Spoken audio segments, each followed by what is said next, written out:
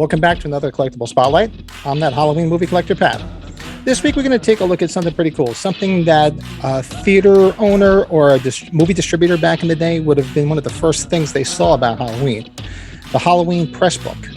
Now, for those that don't know what a Pressbook is, Pressbook was basically an advertising tool that was sent out to theaters, sort of like a press kit, but a more affordable press kit because Halloween, as we know, was a low-budget film and they had very limited budget.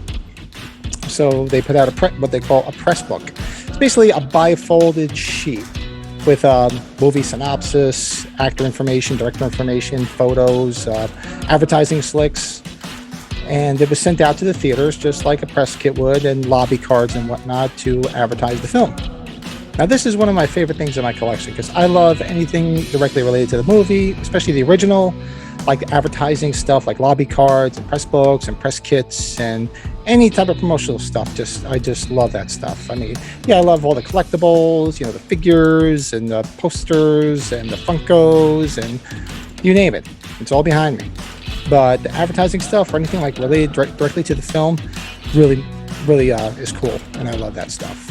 So with that being said, let's dive into this. So a press book, like I said, was basically an advertising tool, promotional tool, almost like they used to call them campaign books, I think, as well. There's another name for them. They say press book right across the top of them. Press books and most advertising slicks were produced by a company called Consolidated Poster Service. They seem to be the thing I see on most advertising slicks and press books. I guess that was the company that did all the manufacturing in the back. Obviously paid for by Compass International, which distributed Halloween back in the day. Some would come with 8x10 like photo stills. Some even came with the theater posters, basically whatever could be given to a theater to advertise. Because you got to remember back in the day, especially before 1980, most movies were released in different markets at different times.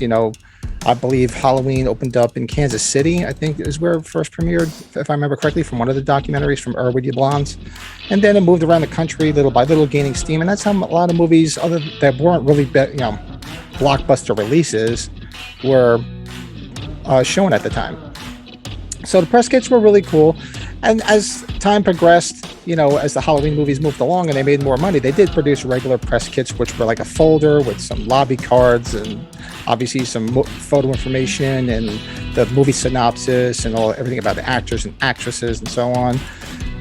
They did produce foreign press kits because once Halloween was a runaway success in the U.S. and it moved to Europe over in 1979. It went after the first of the year.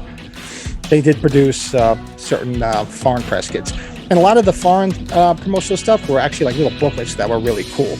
So I love those. They're real cool if you can find them. I have a few of them, and they're really cool to look at. They're like little mini books. So they really spend the money in Europe and do some really nice stuff. But basically, for the first release of Halloween, there was the press book and advertising slicks, advertising in theaters, newspapers at the time. Radio spots, TV spots, trailers in the theaters like we've all seen, all that stuff. That was basically the advertising stuff because it was a low budget.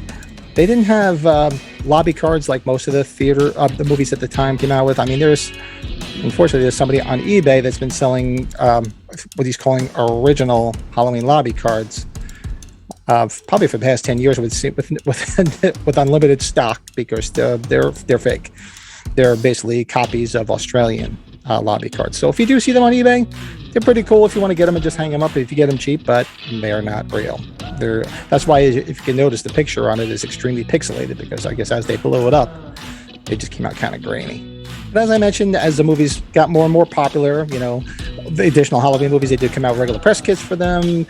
They came out with all sorts of advertising stuff, as you can see. H2O even had a video press kit, which was the only one I've ever seen, which was kind of cool. But that's the stuff I love. I love the advertising stuff, lobby cards, posters, anything related to the movies. It's just crazy stuff. Film reels, all that stuff is stuff I love. And little by little, I'll be bringing some of it out to these collectible spotlights.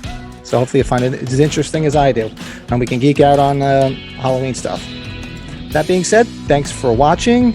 If you'd like to see my collection or anything behind me doing a spotlight, you can go to my Instagram page, which is @thatHalloweenMovieCollector, where my whole collection is. You can see pictures of it, all the information about it, reach out to me, let me know. I'd be happy to do a spotlight. I love doing this stuff. If a collector wants to come on and do one with me, you're more than welcome to reach out to me and we can do something together. It'd be kind of cool. I also have weekly Halloween Collectors podcast that we do every Sunday night at 7 p.m. over on the Michael's Horror and Pinball channel with some great guys. We have a lot of fun and just a lot of laughs and just geek out about Halloween stuff and a lot of other horror stuff, show our collections, just have a great time. You'll enjoy it. Go check it out. And also I do have a Halloween and Michael Myers Collectors group over on Facebook. Just go join. There's a lot of good people in there, buy, sell, a lot of information, and just a great group of people, collectors and just fans alike. And I think you'll have a lot of good time in there and you'll meet some good people. I've met a lot of good people there. So I hope you enjoyed this spotlight as much as I enjoyed looking everything up and putting it together for you. I try to do these, drop one every Friday night at 10 o'clock, as long as time permits during the week for me to do it. So I hope you enjoyed it. Until next time, talk to you soon.